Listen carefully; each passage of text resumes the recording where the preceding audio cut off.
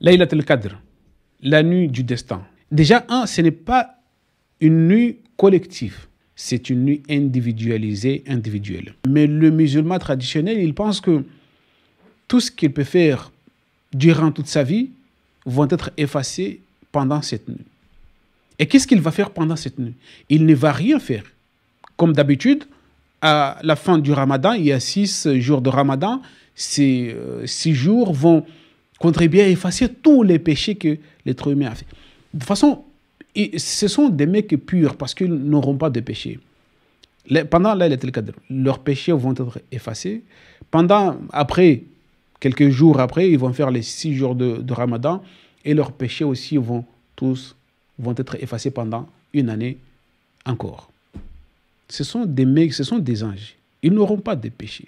Les gourous, ils sont là à vous dire qu'il faut dire tout simplement Allahumma innaka tuhibbul afwa fa'fu anni. Et c'est fini. Ouais, c'est tout, vos péchés sont expiés. C'est vrai, on peut l'affirmer que nous sommes loin, très loin, en ce qui concerne la compréhension de la religion authentique, dinillah, vraie religion d'Allah subhanahu wa ta'ala.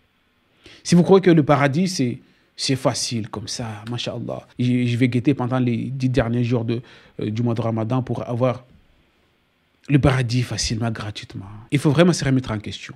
Absolument. Il faut vraiment se demander ce que nous sommes en train de faire exactement. Parce que ce n'est pas comme ça que ça marche. Vous, il y a un cas où Allah subhanahu wa ta'ala va non pas effacer uniquement tes péchés, non. Il va les transformer en bien.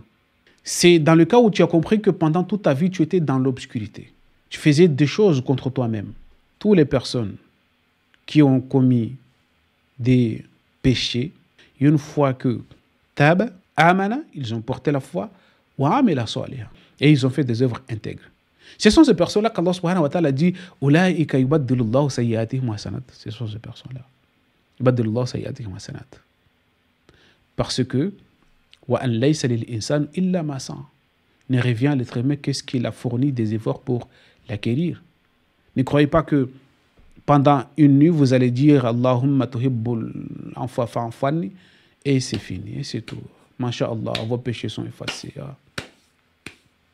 C'est comme ça qu'on vous a expliqué ce que c'est que la nuit du destin.